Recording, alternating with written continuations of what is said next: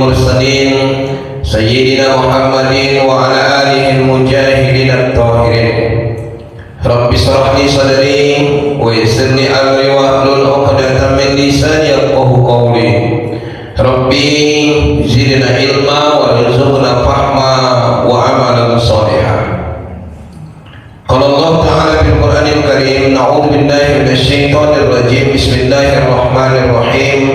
ومنهم من يقول ربنا آتنا في الدنيا حسنة وفي الآخرة حسنة وقنا عذاب النار. فثم قال النبي صلى الله عليه وسلم في كتاب الحديث عن ابن عباس رضي الله عنه قال: قال رسول الله صلى الله عليه وسلم عند كل الصلاة: اللهم إني أعوذ بك من العجز والكسل والجبن والحرام والبخل وأعوذ بك من عذاب القبر وفتنة المحيا والممات. صدق الله العظيم وصدق رسول النبي الكريم وعلى ذلك من الشاهدين والشاكرين. Pada Allah Subhanahu wa taala kita bersyukur atas nikmat yang dianugerahkan kepada kita sampai dengan subuh kali ini. Alhamdulillah Bapak Ibu, para pejuang-pejuang subuh masih meringankan langkahnya untuk sama-sama melaksanakan ibadah sholat subuh berjamaah di masjid yang dimuliakan Allah Subhanahu wa taala ini.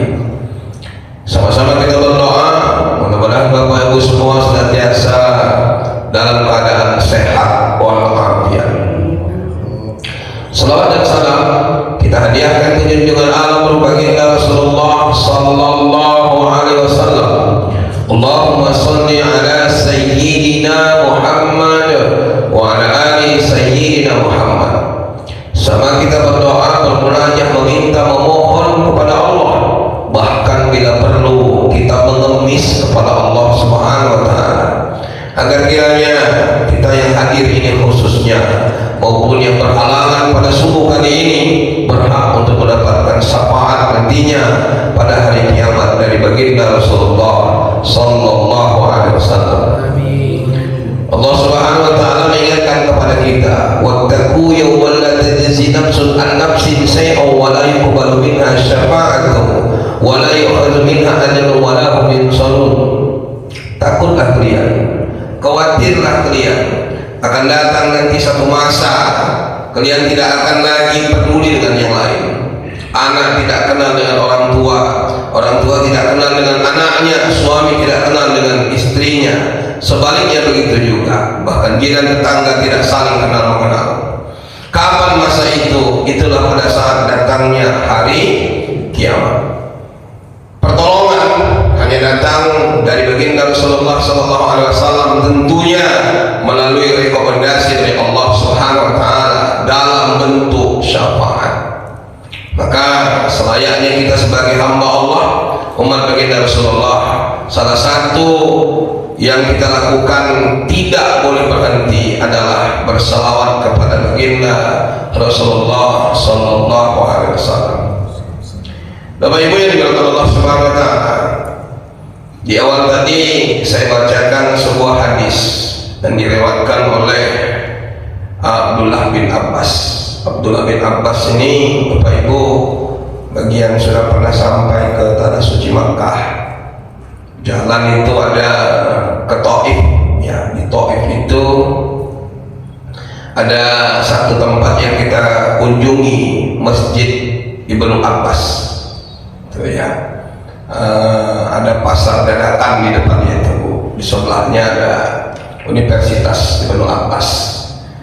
Makamnya, kuburannya itu pas di belakang masjidnya itu. Cuma karena tradisi orang dari Saudi itu, mereka tidak begitu mengeluh-elukan kuburan, tidak macam kita. Kalau kita kan bahkan di kuburan umum pun kadang-kadang sangat luar biasa. Saya pernah dapati kuburan di Jalan Alam, Pak. Ya, entah saudara Bapak Ibu, Allahu a'lam. Saya tengok di situ di batu nisannya tertulis mantan anggota DPRD. Kejut saya, apalah sih buat begini lah matiku gitu. Tapi ya begitulah tradisi kita, kadang-kadang terlalu berlebihan ya. Kadang-kadang bahkan ada yang mengelus-ngelus batu nisan tuh, ngambil berkah dari batu nisan ya. Jadi Bapak Ibu yang dimuliakan Allah Subhanahu wa taala, karena khawatirnya orang-orang Saudi itu akhirnya makam atau kuburan dari Ibnu Abbas tadi itu di tembok tinggi. Jadi kalau kita kesana nggak nampak dia. Tapi orang tetap juga banyak berdoa, hanya kesana di tembok hampir 2 meter ke temboknya. Itulah kuburan Abdullah bin Abbas. Siapa ini Abdullah bin Abbas ini? Ya, beliau adalah sepupu kandung Rasulullah yang sejak kecil itu oleh ayahnya dia dititipkan kepada Rasulullah. Jadi kemana pun Rasulullah pergi, dia selalu bersama Rasulullah SAW. Akhirnya beliau termasuk salah satu yang paling banyak meriwayatkan hadis. Ya, inilah Abdullah bin Abbas, atau yang dikenal dengan Ibnu Abbas, anaknya Abbas. Abbas itu paman Rasulullah SAW, paman kandungnya Rasulullah. Jadi Bapak Ibu yang dimuliakan Allah Subhanahu wa taala, ya. Dalam riwayatnya beliau menyampaikan sama kita, ada sebuah doa yang hampir Rasulullah itu tidak pernah tinggal melantunkan doa itu setiap setelah selesai sholat. Ya. Tapi sebetulnya tujuan doa ini adalah untuk kita, bukan untuk Rasulullah. Bahkan kalau dalam bahasanya Rasulullah nggak usah berdoa pun nggak ada masalah gitu. Pertama, selain Rasulullah itu maksum dari dosa, ya. Yang kedua, Rasulullah itu udah dijamin oleh Allah masuk surga. Selain dijamin oleh Allah, Rasulullah malah memiliki sebuah alat bantu untuk menolong kita. Itulah yang namanya syafaat. Sementara kita tidak ada sama sekali apa-apa. Tapi begitu pun dicontohkan oleh Rasulullah, bahwa layaknya kita sering melantunkan doa ini, karena memang di akhir zaman sesuai dengan kondisinya doa Rasulullah ini nampaknya semakin nyata di hadapan kita. Apa itu doa Rasulullah? Bapak Ibu yang Allah Subhanahu wa taala, kita bisa melihatnya. Pertama, Rasulullah itu mohon perlindungan kepada Allah Subhanahu wa taala dalam kalimat Allahumma inni. Jadi kalau ini dia itu sesungguhnya aku gitu.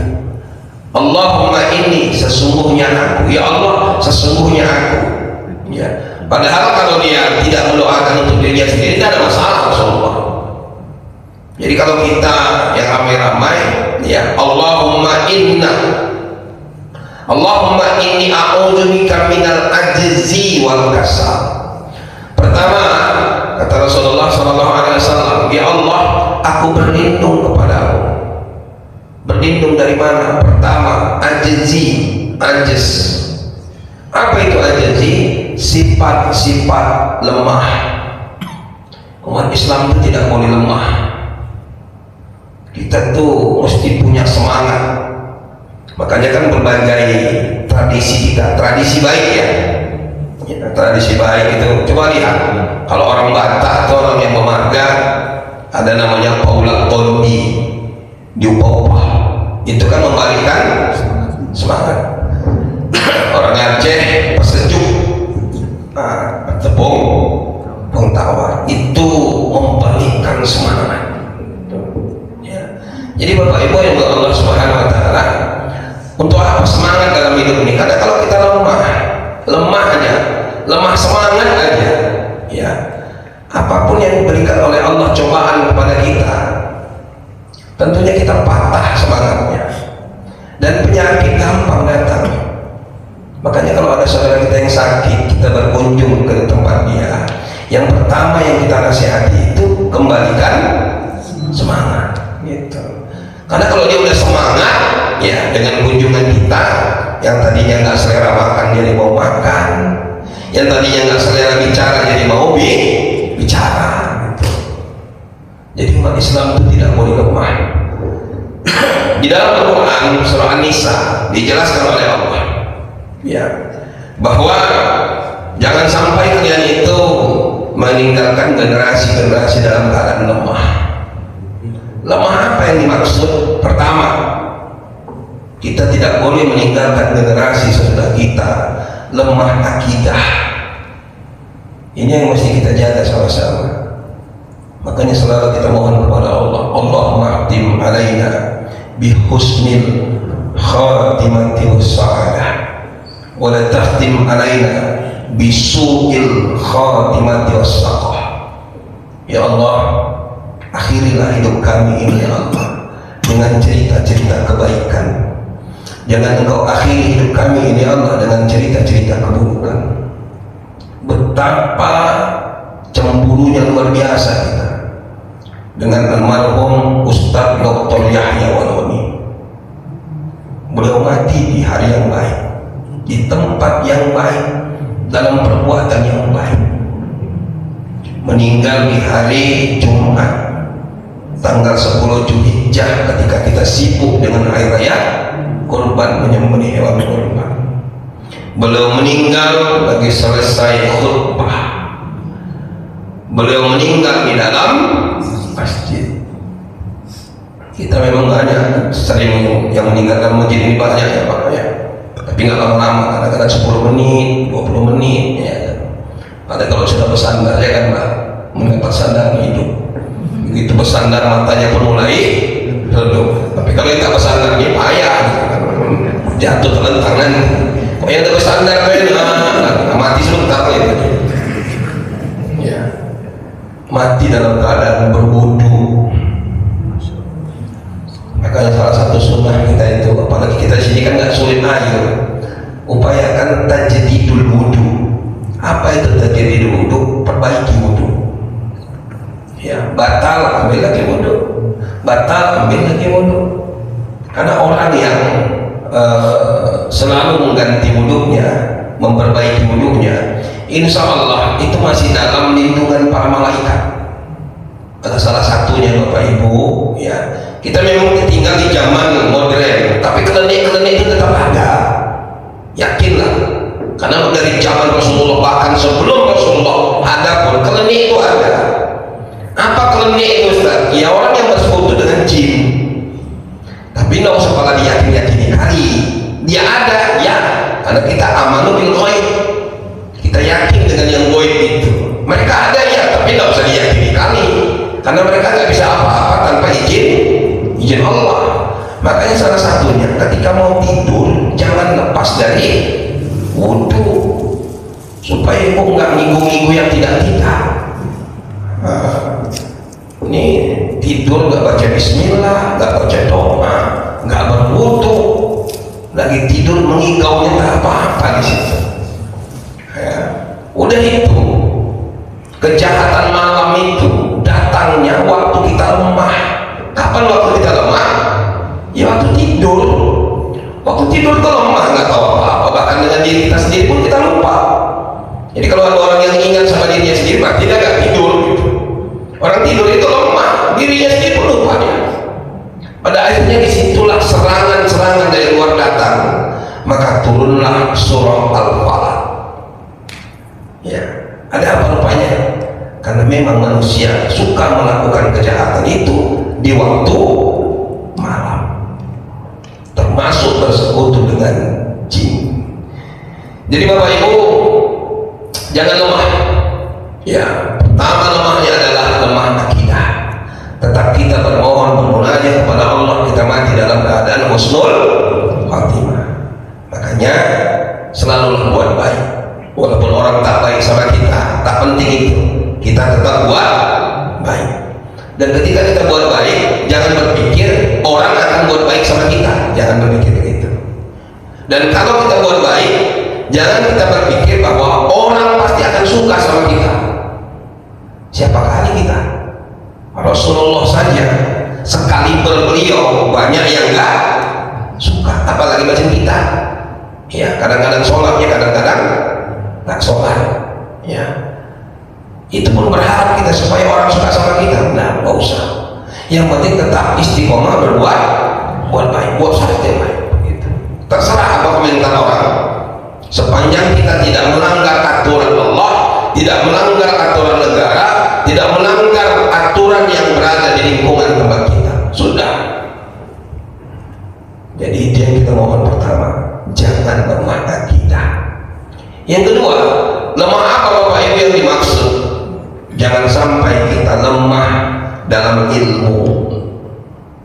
Maka umat Islam itu diwajibkan belajar dari buaya sampai ke liang lahat. Apa tujuannya? Supaya tidak ada waktu jeda untuk kita belajar. Belajarlah di mana saja, belajarlah kapan saja, dan belajarlah sama siapa saja. Bahkan kalau boleh bahasa agak ekstrimnya Bapak Ibu, mau buat jahat pun kita mesti belajar. Jadilah penjahat yang profesional. Kalau boleh bahasanya begitu kan ya. Jadi kenapa koruptor itu ketangkap? Berarti mereka belum profesional. Kalau mereka profesional, berarti mereka tidak akan pernah ketangkap. Makanya sampai hari ini bagi mereka yang profesional nggak ketangkap. Yang ketangkap berarti belum profesional. Nah begitu juga umat Islam itu mesti punya ilmu. Beribadah itu mesti profesional. Untuk bisa profesional, ya mesti belajar. Bahkan sampai kata Rasulullah, ibadahnya orang yang tak punya ilmu itu mardud. Apa itu mardud? Tolak. Makanya belajarlah. Salah satu adabnya Bapak Ibu, misal kita ini lagi ngaji, ya, tiba-tiba masuk waktu sholat. Tak mengapa waktu sholat itu bergeser dikit. Kalau lagi taklim, saya beberapa masjid begitu lagi pengajian, ya, karena dia tanggung sedikit lagi pembahasannya, dihabiskan lagi. Waktu masuk, titik, BKM-nya mulai sibuk, hidupkan ini, hidupkan macam musir gitu Pak. Nah itulah butuhnya belajar. Jadi kalau bergeser waktu itu tidak apa-apa, kalau untuk belajar, kecuali bukan karena belajar gitu. Jadi ini maksud dengan innas sholata kanat 'alal mu'minin kitaban mawquta. Sesungguhnya sholat bagi orang Islam itu, orang beriman itu on time waktunya, bukan karena begitu titit langsung, bukan.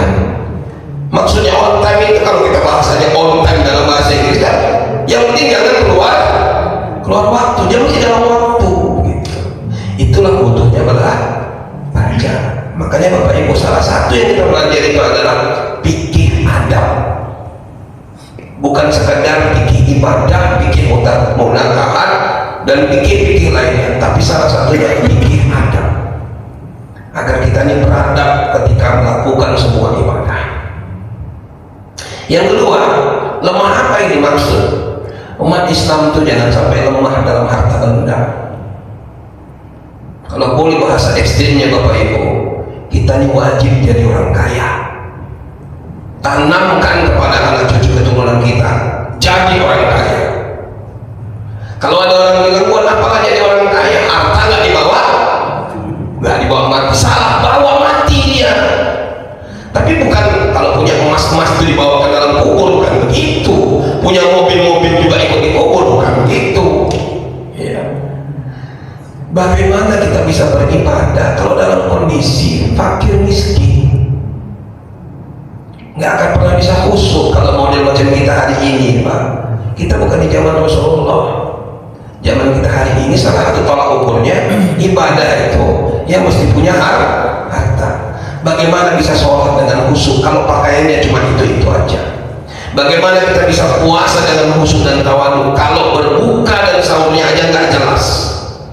Kapan berbukanya, kapan sahurnya? Bagaimana kita bisa berzakat kalau selama ini ternyata kita asik menerima zakat aja? Begitu sekali nggak dapat zakat, demo sama BKM, sama kami zakat. Kenapa saya tahun lalu dapat zakat, tahun ini nggak dapat zakat? Itu kan seakan-akan bangga, aku ini miskin, ayo gitu. Bagaimana kita bisa berangkat haji umrah kalau nggak punya harta? Yang jauh lebih dekat, yang dekatnya saja, nggak usah jauh-jauh. bagaimana masjid ini bisa lancar operasionalnya kalau umatnya pada miskin? Walau Bapak Ibu, di sisi lain semakin banyak harta kita, semakin lama hisab kita. Nah itu pula dia. Makanya nggak usah banyak-banyak kali harta, cukup satu. Punya rumah satu di depan, punya satu nanti di tasbih. Yang penting cuma satu rumah ya Pak ya, bukan pengurus rumahnya. Pengurus rumahnya itu lain perkara lagi ya Pak, tidak bisa pulang nanti. Jadi Bapak Ibu yang dimuliakan Allah Subhanahu Wa Taala, umat Islam itu tidak boleh lemah dalam harta. Jadi motivasi. Ya. Kalau ternyata dia sudah bersungguh-sungguh berupaya, tapi nggak dapat juga, ya sudah, tawakal. Tapi dengan catatan harta yang didapat dicari itu mesti halalan thayyibah. Itu dia. Jadi kalau ada sejarah mengatakan bahwa Rasulullah itu miskin, bohong. Rasulullah itu kaya, tapi dia hidup dalam kesederhanaan. Bayangkan Bapak Ibu, dalam sebuah kisah ketika Rasulullah SAW menghadapi perang Khandaq. Perang Khandaq itu perang parit, ya, Khandaq itu artinya parit, oleh seorang sahabat yang bernama Salman Al-Faris. Itu memberi siasat, kalau kita buat parit, jadi parit itu besar supaya nanti musuh ketika mau melewati parit itu kelabakan, kita gampang menyerangnya. Ribuan sahabat-sahabat ikut menggali parit, sedangkan masa itu masa paceklik. Jadi Bapak Ibu yang Allah Subhanahu Wa Taala, tiba-tiba datang dua orang sahabat menjumpai Rasulullah. Ya Rasulullah, kami lapar ya Rasulullah. Ketika sahabat yang dua ini tadi datang bertanya kepada, menceritakan kepada Rasulullah sampai bajunya diangkat begini, nampaklah di atas perut mereka ini tadi dua batu yang nempel diikat untuk menahan lapar, karena lapar. 2 hari kami udah nggak makan ya Rasul, lapar. Rasulullah nggak marah, sambil tersenyum Rasulullah buka juga bajunya, nampak 3 batu yang nempel. Kalau boleh bahasa isyaratnya, kalian baru 2, aku 3 kata Rasulullah. Gitulah ya, baru 2 kali lu, ini 3. Tapi Rasulullah, kami lapar ya Rasulullah. Kalian lapar? Sebentar kata Rasulullah. Dipanggillah seorang sahabat yang bernama Jabir bin Abdullah. Wahai Jabir, ya Rasul, ada nggak makanan di rumahmu? Sebentar ya Rasul. Pulang dia dijumpai istrinya. Dia, ada nggak makanan di rumah kita? Pergi dia ke dapur, diperiksanya. Ada Bang. Untuk makan 4 atau 5 orang cukuplah. Kenapa banyak? Rasulullah mau makan di rumah kita sama beberapa sahabat. Oh bisa Bang, tapi jangan lebih ya, paling banyak 5 orang. Pergilah Jabir, jumpai Rasulullah. Ya Rasul, kata istriku ada makanan, tapi jangan lebih ya Rasulullah, cuma 4 atau 5 orang aja paling banyak kata istriku. Yang penting ada makanan kan, kata Rasulullah. Ada. Udah. Tiba-tiba berdiri Rasulullah. Sahabat-sahabatku semua bilangkan yang lagi kerja di ribuan orang, kita diundang Jabir makan di rumahnya. Mau panjang kepala si Jabir Bang, ini makanan hanya untuk 4-5 orang, kok Rasulullah undang semua? Ini Rasulullah nggak betul, ini mau jatuhkan mempermalu aku ini. Lari dari aku pulang ke rumah. Gawat kita ini, gawat kita ini. Gawat apa Bang? Tenang dulu, tidak ada masalah yang tidak bisa diselesaikan. Nah ini dia Bapak Ibu, satu pengajaran juga. Kalau suami ibu pulang kerja, ibu jangan cecat dengan cerita ibu yang tak apa-apa itu gitu. Begitu suami pulang kerja, ya biar dia istirahat dulu, mandi, ganti pakaian, sediakan makan, baru ibu aja cerita yang enak. Ceritanya pun nggak boleh yang keras-keras, ya, yang berat-berat, yang ringan-ringan aja. Karena kita nggak tahu dia di luar bagaimana. Jangan-jangan dia dimarahi bosnya, di jalan diserempet orang, ya macam-macam lah, ya. Sampai di rumah dengan cerita yang membuatnya emosi tambah emosi lagi. Nah, itu pelajaran sama kita, ibu-ibu. Ya. Tenang bang, kata istrinya tadi. Apa masalah? Tadi kan kau bilang makanan hanya cukup untuk 4 atau 5 orang, betul? Rasulullah mengundang semua yang kerja sahabat-sahabat kita untuk makan di rumah kita. Apa enggak Rasulullah itu mau mempermalukan kita? Tenang bang. Apa Rasulullah cuma bilang begitu? Enggak sih. Kata Rasulullah, jangan sentuh makanan itu sampai aku datang. Oh ya udah bang, ini ya kuncinya itu, kata istrinya. Biar Rasulullah nanti yang mengatur makanan ini, nggak usah kita yang mengaturnya. Rasulullah sampailah duluan. Begitu sampai Rasulullah duluan, langsung dari tangan Rasulullah roti itu dibagi. Yang tadinya roti itu hanya cukup untuk 4-5 orang, cukup untuk ribuan orang. Susu yang tadinya hanya cukup untuk 4 atau 5 orang, cukup untuk ribuan orang. Disinilah yang kita lupakan. Bagi Rasulullah kalau mau dunia ini kecil kali sama Rasulullah.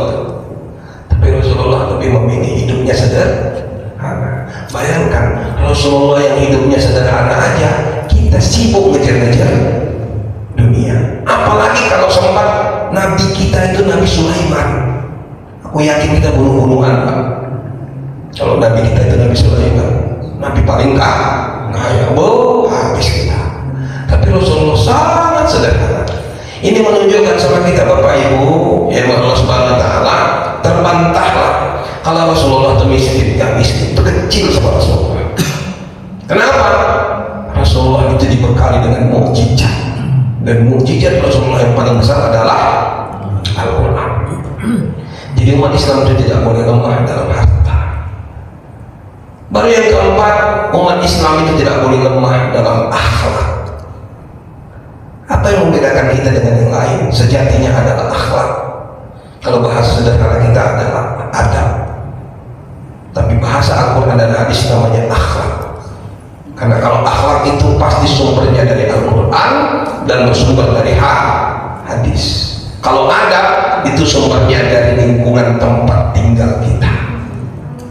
Jadi Bapak Ibu yang Allah Subhanahu Wa Taala, apa pentingnya akhlak dan adab Bapak Ibu?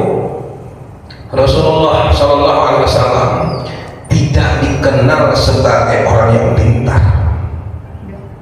tapi Rasulullah pertama dikenal karena akhlak. Orang tidak menyangka kalau orang manusia yang pertama yang sampai ke Masjidil Haram ketika terjadi perdebatan tentang batu hitam atau Hajaratul Aswad yang bergeser dari tempatnya itu, yang pertama sampai ke masjid adalah Rasulullah. Orang nggak menduga sama sekali. Maka sejak itu Rasulullah diberi gelar dengan Al-Amin, karena beliau bijak dalam membagi jatah untuk mengangkat Hajaratul Aswad. Apa sulitnya bagi dia? Dia angkat sendiri, letakkan, udah. Tapi ternyata enggak. Disuruhnya semua suku-suku itu, ya, ambil serban kain panjang, ya, kalian pegang ujung masing-masing ke tepinya. Lalu Rasulullah meletakkan ke atasnya, lalu mereka mengangkatnya rame-rame.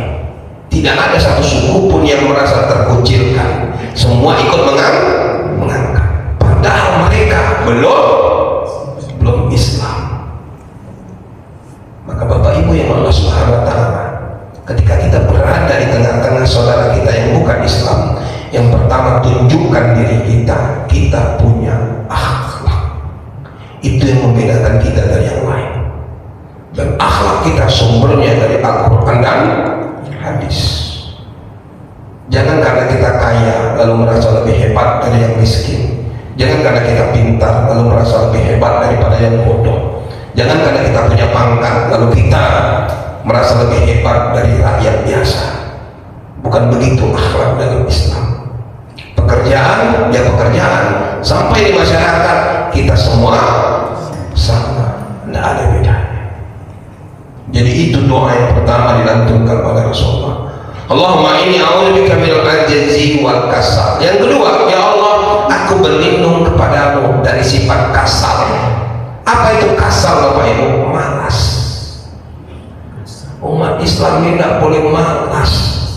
Rajin aja pun belum tentu jadi orang kaya, apalagi malas.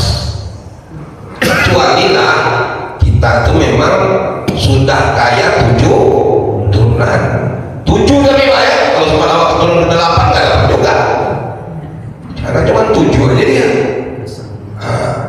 Ada orang yang begitu pokok ayam nunggu loyo, udah 1 M nunggu, awak apa? Jadi Bapak Ibu yang Allah Subhanahu Wa Taala, umat Islam jangan malas. Rajin saja pun kita belum tentu jadi orang pintar, apalagi malas. Rajin saja pun kita beribadah belum tentu masuk surga, apalagi malas. Maka umat Islam itu tidak boleh malas. Apa yang bisa dikerjakan, kerjakan hari ini, jangan tunda sampai hari esok. Karena begitu kita tunda, yang lahir dan timbul adalah penyesalan. Kenapa, dan kenapa, itulah dia. Allahumma inni a'udzubika minal ajzi wal kasal wal jubn. Apa itu jubn Bapak Ibu? Rasa kekhawatiran yang berlebihan, rasa ketakutan yang berlebihan. Rasa khawatir wajar, rasa takut wajar, jangan terlalu berani. Takut itu mesti ada dalam hati kita ya. Makanya dalam kajian tasawuf ada namanya khauf. Khauf itu rasa takut. Takut Allah nggak terima kita, takut Allah akan membenci kita. Jadi kalau sudah takut, maka kita upayakan jangan sampai Allah tak terima kita, Allah sampai membenci kita. Ada rasa takut dan itu wajar, tapi jangan berlebihan dengan rasa takut. Bapak Ibu tahu, sampai dengan hari ini kota kita, kota Medan tercinta, Sumatera Utara, provinsi kita tercinta, masih menduduki peringkat nomor wahid untuk penyalahgunaan narkoba secara nasional. Mulai dari tahun 2019, 2020 turun dikit dari nomor 1 turun ke nomor 2, 2021 naik lagi. Kalau sempat ada piala bergilir, kita sudah mendapat 2 kali piala tetap. Itu luar biasa ya.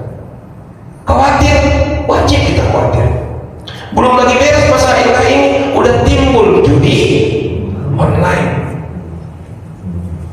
Jadi kalau dipikir-pikir jauh lebih baik, tapi nggak baik juga sih. Tapi daripada kan gitu, jauh lebih baik judi offline.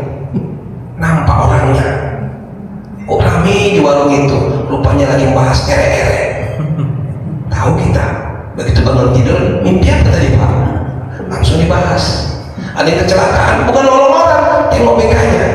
Terjadinya jam berapa? Sekarang senyap aja, nggak ada apa-apa. Rupanya lebih parah. Makanya Bapak Ibu, kalau masuk satu kampung itu senyap aja, itu jauh lebih berbahaya daripada kampung itu ribut. Kalau kita masuk kampung itu ribut, berarti di situ banyak peminum tua. Ribut aja tuh orang yang peminum minuman keras. Tapi jelas mereka nampak manusianya. Iya. Tahu kita siapa lawan, siapa kawan. Tapi begitu masuk kampung, seni aja. Narkoba banyak di situ. Mereka silent mainnya. Jadi Bapak Ibu yang Allah Subhanahu Wa Taala, khawatir kita dalam kondisi ini, wajib khawatir. Tapi jangan berlebihan. Karena salah satu yang diberkati oleh Allah sama kita adalah doa. Bapak Ibu punya anak, punya cucu, punya menantu, begitu mereka keluar dari rumah, iringi mereka dengan doa. Karena kita tidak punya senjata untuk bisa mengawal mereka 24 jam, kecuali senjatanya adalah diri mereka sendiri. Iringilah mereka dengan doa. Apalagi doa seorang ibu. Aku yakin Bapak Ibu, kalau sudah emak yang angkat tangan begini, kalau sudah mertua perempuan yang mengangkat tangan begini, beda sama mertua laki-laki. Mertua laki-laki ini banyak kali-kalinya. Kalau mertua perempuan itu, kalau masalah doa, ya Allah, ridhonya minta ampun. Baikkah mertua, baikkah dia orang tua perempuan. Maka kalau kita masih punya orang tua perempuan, manfaatkan Pak, senjata dia itu apa? Doa. Kalau dia sudah angkat, cuma syukur juga kadang-kadang nggak makbul doanya gitu. Kalau sempat makbul doanya Pak, begitu dia merepet jadi monyet kita. Tapi syukurlah nggak langsung makbul, nggak macam dulu dia. Kalau sudah naik seknya ya kan Bu, dasar kau anak, ya anakku rupanya lupa aku kan itu. Jadi itu dia Bapak Ibu yang Allah Subhanahu wa taala juga khawatir. Allahumma inni a'udzubika minal ajzi wal kasal wal jubni wal haram. Yang keempat apa yang dikhawatirkan?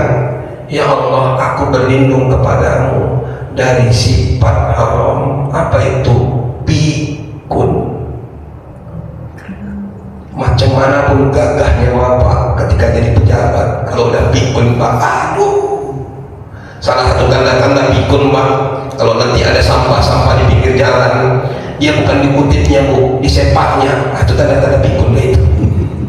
Tengok-tengok aja kawan-kawan nanti mau berjalan, mau pulang rumah, ada sampah, layaknya dikutip, buang. Ini enggak disepaknya orang lain. Nah, itu tanda-tanda itu. Ya. Jadi saya terkejut semalam itu Bapak Ibu. Ternyata Mahathir Muhammad usianya sudah 100 tahun. Ya Rabbi, jarang-jarang Pak ada orang usia 100 tahun. Luar biasa. Nah sekarang kita bagaimana? Tapi ingat, kata Allah Subhanahu wa taala dalam surah Yasin ayat 68. Itu menjadi bekal kita Bu. Surah Yasin ayat 68. Allah jelaskan kepada kita, wa man nu'ammirhu nunakkishu bil khalqi afala yakin. Siapa-siapa yang dikehendaki oleh Allah umurnya panjang, kelakuannya, tabiatnya, karakternya, perangainya akan kembali seperti waktu masih kecil. Bahasa ringkasnya, kita semua punya peluang menjadi orang pikun.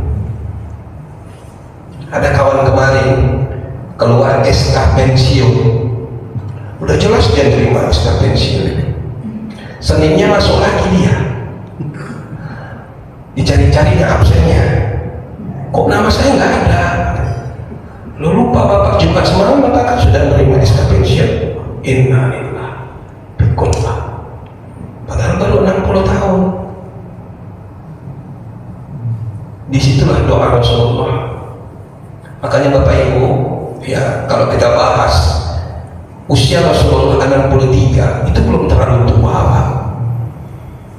Tapi kenapa Allah udah ambil, udah Allah selesaikan tugas Rasulullah itu, ya ada rasa kekhawatiran kalau dalam bahasa manusia, bahasa kita, ada rasa kekhawatiran kalau Rasulullah nanti dipanjangkan umurnya, apa yang disampaikan oleh Rasulullah itu seperti celotehan-celotehan orang pikun, orang tua yang pikun, tapi tidak dipanjangkan oleh Allah umurnya.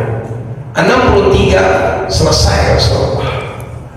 Dan kalau kita lihat hari ini 63, aku yakin masih sehat, segar bukan. Maka Bapak Ibu, salah satu yang mesti kita jaga itu adalah ini, bukan cuma ini. Ini sehat, kalau ini nggak sehat, selesai. Pada masa Pak SBY ada seorang guru yang lumpuh selama 27 tahun. Lumpuhnya Pak dari sini sampai kaki, dari leher sampai kaki, tangan pun nggak bisa digerakkan. Tapi luar biasanya, mulutnya bisa bicara, otaknya masih bagus. Dia seorang guru.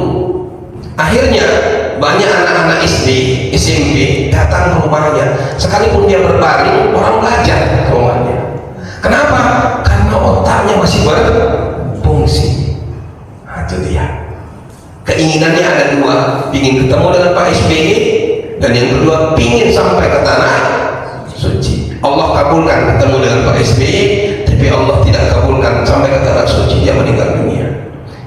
Ini kita kadang-kadang badan sehat, tapi orang nggak ada yang mau datang sama Allah. Kenapa? Karena ini otot nggak berfungsi. Salah satu contohnya kita nggak berfungsi. Kalau datang ke rumahnya, ceritanya dari dulu itu. Ya bayangkan kalau yang muda-muda ini datang ke dia, teringatnya pulang Sumatera, ini ceritanya ini juga. Yang datang lagi, itu juga lagi cerita. Dulu, kan juga gitu, masa gitu dia. Oke lah sekali kan gitu dia. Tapi dulu masa itu kan banyak ya. Tapi kenapa diceritakannya itu aja? Itulah pikun tadi. Dan itu Rasulullah berlindung. Dan kita juga mohon sama Allah. Jangan sampai ibu begitu pindah, ya kan, tinggal sama menantu. Ibu cerita sama orang satu komplek, itu menantu kudu parah luar biasa. Masa aku minta makan nggak dikasih makan? Padahal piring makan ibu sendiri belum dicuci. Pikunnya itu, itu bahaya, itu bahaya menjadi sumber fitnah. Mohon kepada Allah, ya Allah, ambil aku ya Allah sebelum aku menjadi orang pikun. Allahumma inni a'udzubika minal ajzi wal kasal wal jubni wal haram wal bukhli. Ini lagi. Apa itu bukhli Bapak Ibu? Bakhil, metik, kedekut, padang kiat, manipol, caloki, poling, kikir.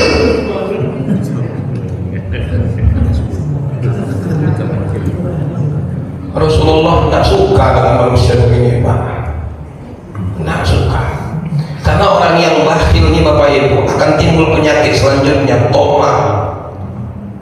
Orang bakhil pelit itu merasa bahwa apa yang dia punyain itu, ya, tidak cukup, dia mau ngambil yang lain lagi.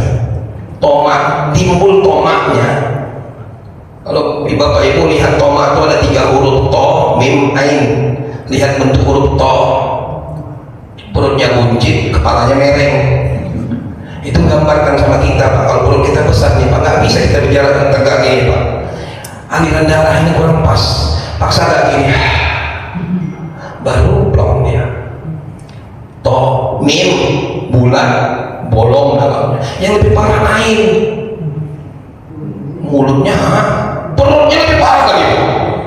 Nggak pernah cukup dia toma. Dia mau semua sama dia. Itulah orang pelit. Dia ngajak awak, ayo makan. Biasanya kalau awak diajak awak ditraktir. Dia ngajak, yang bayar punya dia sendiri. Nah, itu bakhil gitu, Pak. Jadi kalau nggak berani membayarin orang, jangan ngajak-ngajak. Nah, tapi masih lumayan.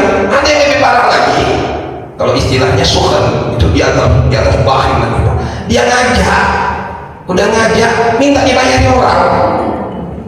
Kalau dia bayar punya dia sendiri, itu bakhil, karena dia yang ngajak. Tapi lebih parahnya lagi, setelah dia ngajak, dia minta orang lain yang bayari dia. Itu parah luar biasa manusia itu. Padahal kalau kita baca sejarah para nabi dan rasul, terutama Nabi Ibrahim itu kalau mentraktir, ya Allah. Dan orang manusia yang suka mentraktir itu Bapak Ibu, rezekinya nggak akan pernah putus, dan manusianya nggak akan pernah jadi orang miskin. Semakin dia suka mentraktir, rezekinya lancar mengalir. Tapi kita nggak gitu. Seakan-akan kalau kita nggak traktir, ini nggak akan keluar. Lebih parah nanti keluarnya dibuat oleh Allah. Tapi jalannya itu yang kadang-kadang nggak kita duga. Kalau ada orang bilang begini, Bapak Ibu, aku kalau nanti jadi orang kaya, aku akan suka bersedekah dan rajin traktir kawan-kawan. Bohong gitu, Pak. Bohong. Karena sifat mentraktir, bersedekah itu bukan karena fakir miskin dia, bukan karena kaya dia, enggak. Karena memang ada sifatnya di sini. Kalau memang hari ini dia mampu hanya berbagi 1.000 perak, ya 1.000 perak, tapi tetap mau berbagi. Ketika bertambah ekonominya, dia mampu berbagi 10.000, 10.000, tapi memang ada niat mau berbagi, bukan nunggu kaya baru berbagi. Kalau ada orang yang nunggu kaya baru berbagi, bohong, karena dia akan semakin timbul kali-kali. Enak kali aku bagi kalian, agak pengen tahu macam mana aku carinya, kali-kalinya lebih parah lagi. Dan itu Rasulullah tidak suka. Makanya ada satu hadis Rasulullah menyebutkan kepada kita, al-bakhilu ba'id minallah wa ba'id minal jannah wa quribu minan nar. yang pelit, cerdik, kikir, medit, kedekut, itu jauh dari Allah, jauh dari surga, dan dekat kepada neraka.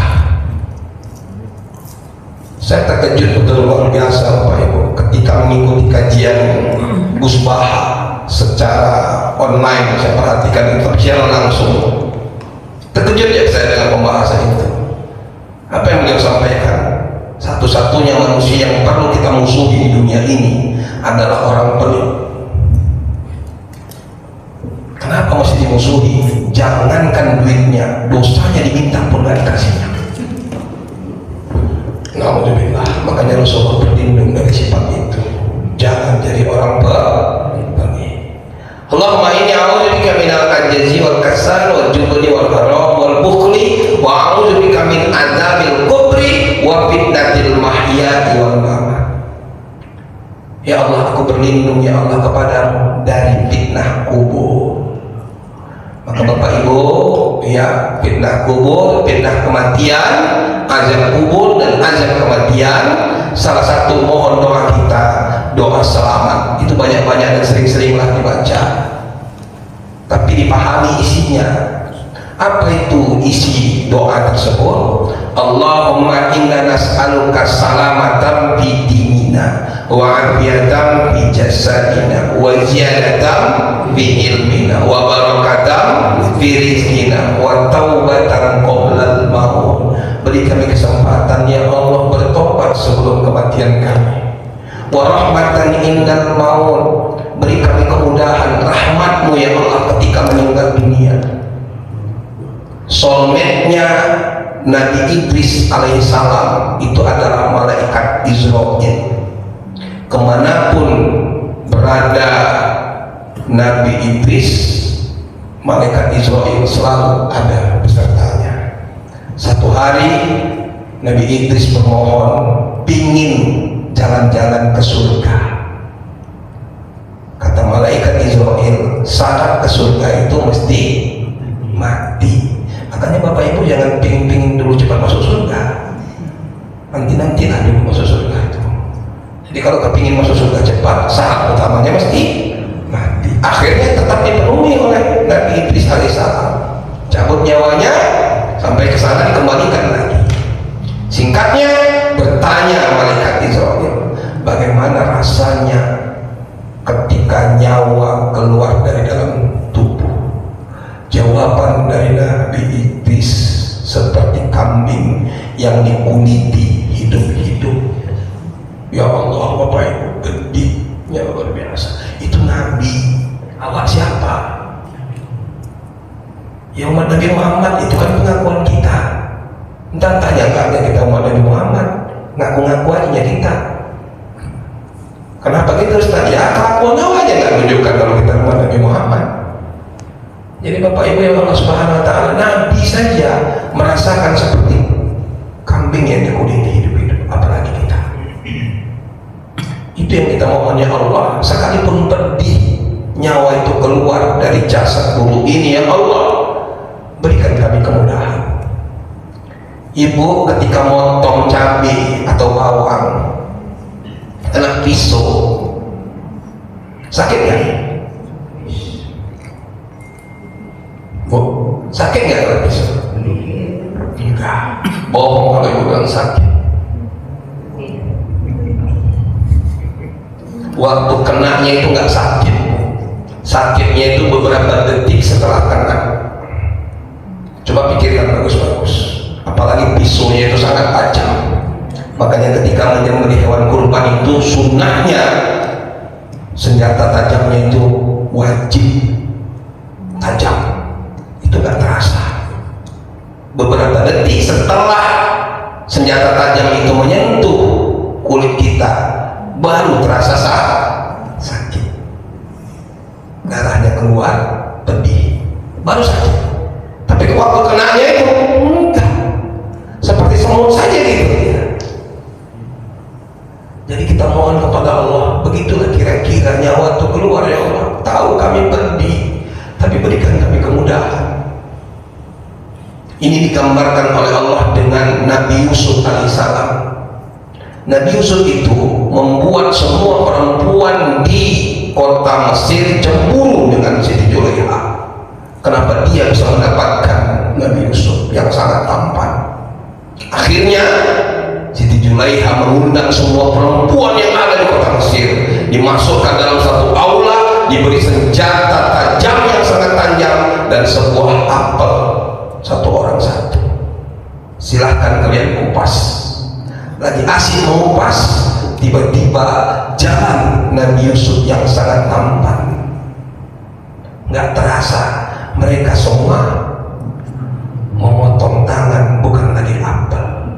Pertanyaannya, apakah nggak sakit ketika mereka motong tangannya? Nggak ada yang merasa sakit. Setelah lewat Nabi Yusuf, baru semuanya menjerit. Inilah gambaran sama kita. Pedih memang nyawa itu keluar ya Allah, tapi beri kami kemudahan ya ketika nyawa itu keluar. Jangan sampai yang selama ini kita dapati, dibacakan Yasin 41, dibuka pintu, buka jendela, buka atap rumah, semua dibukai, enggak juga, mati-mati ya Allah. Siksaan sebelum kematian, dan itu fitnah luar biasa. Itulah yang kita mohon, ya Allah, lindungi kami ya Allah dari fitnah kematian, fitnah sebelum mati, fitnah sesudah kematian. Mudah-mudahan Bapak Ibu, kita yang senantiasa berupaya berikhtiar untuk terus mendekatkan diri kepada Allah Subhanahu wa Ta'ala, diberikan kemudahan baik dunia maupun akhirat. Saya kira sampai di sini dulu yang dapat saya sampaikan.